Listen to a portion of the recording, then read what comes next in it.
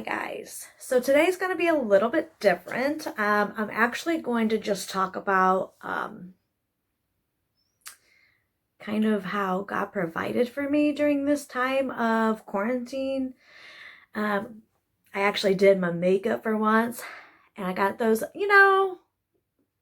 fake lashes on because I can't wear them nowhere, so I got to wear them for the video. Okay, but no. I just am looking back, because I'm getting ready to start work here soon. Um, and I have had no job for almost 6 weeks now. I do believe it's 6 weeks, 5 or 6, which is a long time. I've never not had a job for that long. I've never not been able to have constant incoming money. Plus, I'm a mom of 2 kids and my income is my only income. So, I mean, it has been started off as kind of a struggle at first. I was all like, I had a little bit of my bank account at first when this first started happening, probably from my taxes. And then, so I held on to that money, wasn't going to do anything with it. And then obviously when it came time to pay my bills, I was like, oh my gosh, like that money isn't going to replenish itself once I use it. So I kind of started freaking out at that moment. I was applying for everything from the moment I was not able to work. I own a hair salon. I had to close down because of COVID-19. And I just started panicking at that point, like, oh my gosh, how am I going to pay my bills? How am I going to feed my kids? How am I, like, all this stuff. And so I applied for everything I could think of. I searched that internet for anything I can apply for, anything through the government, through grants, through the beauty industry, anything that I could apply for, I applied for. And I got nothing. Nothing for 5 weeks. Even emergency food stamps. Applied for those, seen people get those in 3 days, nothing. So started to freak out for a moment. Then I realized that, because I can, real life transparency here, I can battle with a little bit of anxiety, especially through the stuff that was going on. I mean, it was just days, I would have bad days, and as I'm sure all of us did. But then I realized that on those bad days, like I knew what I had to do to get out of that zone. I knew that when I was feeling those times, those anxieties, those high emotions, fear, that I was either reading my devotional, I was praying, or worshiping. And when I was doing those things, it would just bring me a sense of calm, a sense of peace, that I knew he was telling me that, hey girl, it's all gonna be okay. Trust me. And I think that was the thing. Since I waited for any kind of help, granted, I did have some wonderful, wonderful clients who were buying some gift certificates up front. So that was helping me out. I had some clients who donated a little bit of money, which was awesome. I mean, that was really how I was going to feed my kids. So that was very much appreciated and a blessing. Definitely so. But yeah, having a few bad days, freaking out.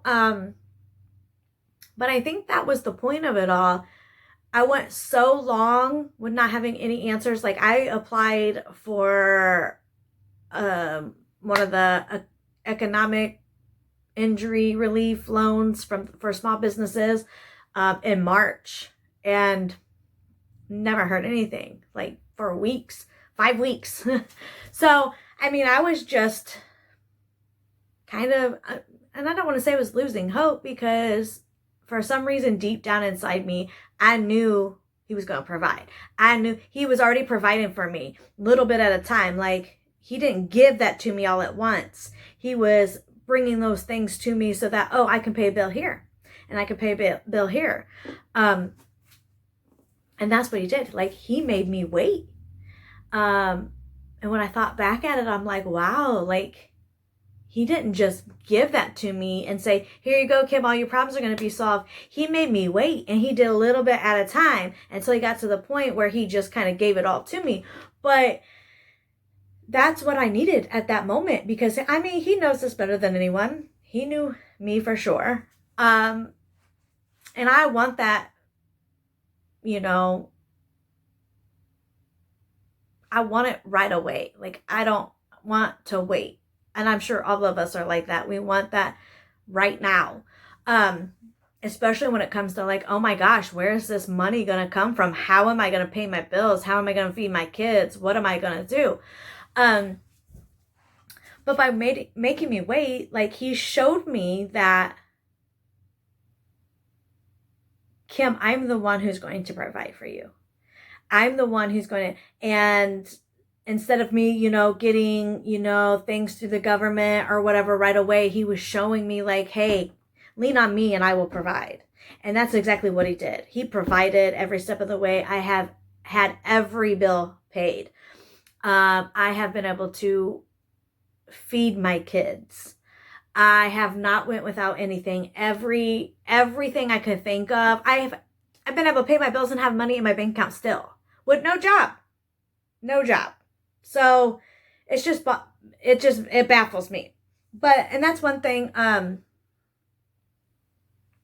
too, that I think we need to do. We need to thank him during our bad times as well, because when we praise him in the midst of the storm, that he knows that we're just gracious and we're grateful for the things that he gives us, the things that he's about to do for us, because we know that he has good plans for us. We know that, like, it's coming. And sometimes he just makes you wait, and he makes you wait so that you realize to lean on him and nothing else. I love the saying, like, we all like sunshine. Sunshine is great, but we need the rain to grow, because we need those hard times to grow us in who we are. We need those hard times to produce in us faith, really. I mean, you know, sometimes like the opposite of faith is doubt. And so we have that doubt sometimes. And then we have to turn that in faith. We have to do the things. And that was him too, showing me like, here's my promises that I gave you that I'm keeping. I'm keeping these promises, because we know he's not a man that he should lie. So it was just pretty cool through this whole process to see. I've had a lot of things go on during this process. I mean, it's been a roller coaster ride. One day I'm doing good, one day I'm not.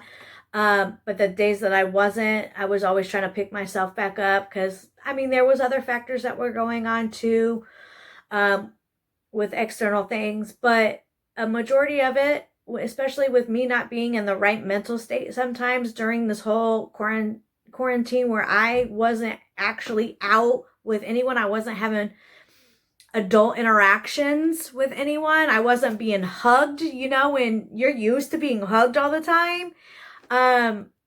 Sometimes you're like, wow, I didn't realize how much I actually liked being hugged by other people. Like, just that affection of others, it's a big deal.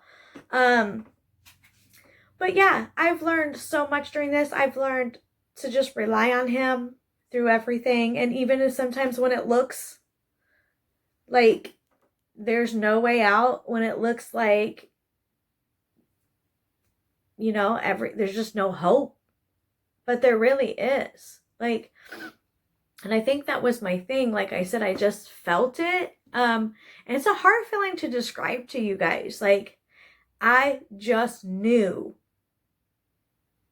that it was going to be okay. And I still am. Like, I know that this pandemic is still going on. I know that we're all kind of going back out there. We're all going to be returning to work. It's still scary. It's still going around, and the numbers probably are going to rise. But because he's provided for me and shown the promises that he's kept for me, I also know that he's going to protect me.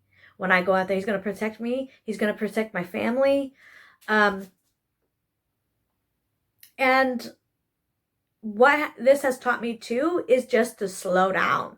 Like, I gave so much of myself to my work. Matter of fact, one time I was even called a workaholic, which I thought was weird, because I definitely did not look at myself like that. But that's what I did. I poured myself into my job. Like, if I was upset or hurting, I was like, you know what? I'm just going to focus on my job. I'm just going to pour all my energy into that. That was my heart and soul. I gave it all to that because that was my baby, you know? And then I had to realize that obviously the things that are more, I needed to slow down, and the things that were more important to me than my job were my family and my kids.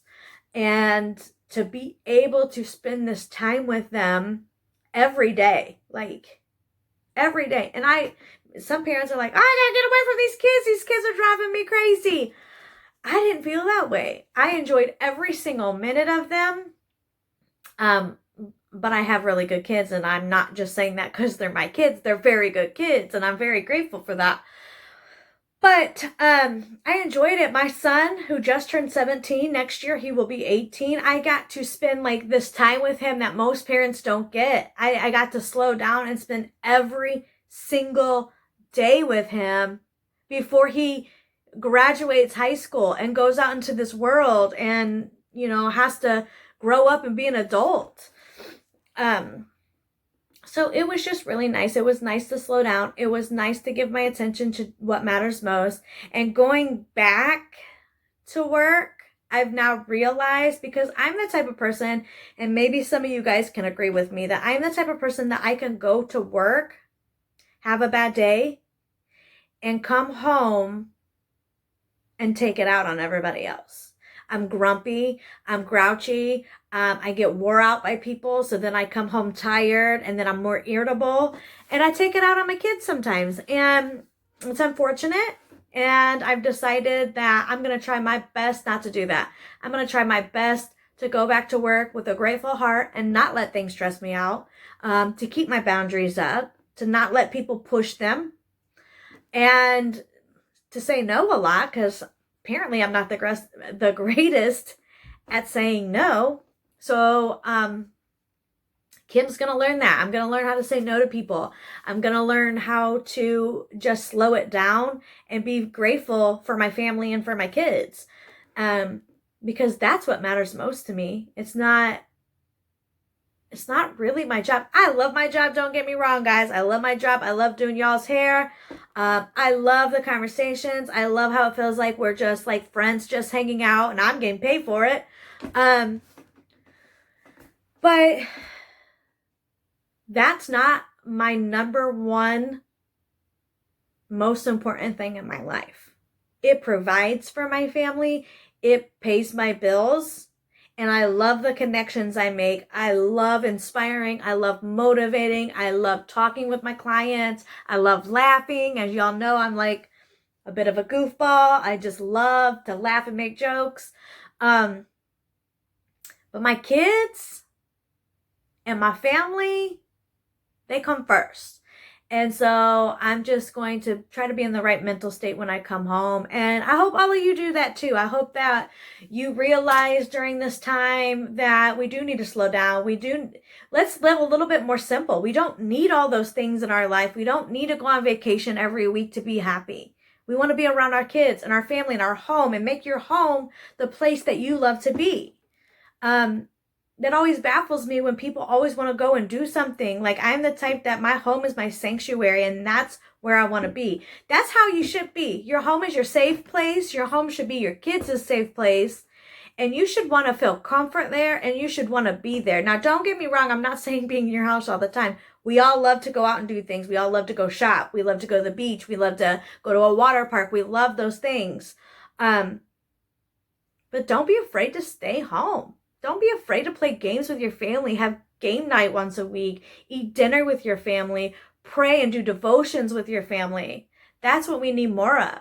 We need more of unity in a family in this day and age instead of separation. And then it's nice because your kids feel like they can come and talk to you about anything. And that's what's most important. Like, they need to feel your love and your support, and that they can come and talk to you if they need to come and talk to you. But enough of that. I just wanted to kind of tell you a little bit about how God provided for me, because it was just downright amazing. I still look back, I get emotional. I'm in awe just about all the things that he did for me during this time. And I'm a small business owner. I own a hair salon, and, you know, I don't have a lot of money. I don't have a lot of stuff. I take care of two pretty much teenagers. And I could have lost that. I could have lost my shop and not been able to open again and had to go do something else with my life. And I didn't. And I never knew that I could take 2 months off of work, or however long, a month and a half, 5 weeks, 6 weeks, whatever it was, and be able to just survive from that. I mean, that just baffles me. It baffles me. So yeah, I just wanted to let you guys know that God is good. Keep praising him in your storm. And he will provide. All right, guys, bye.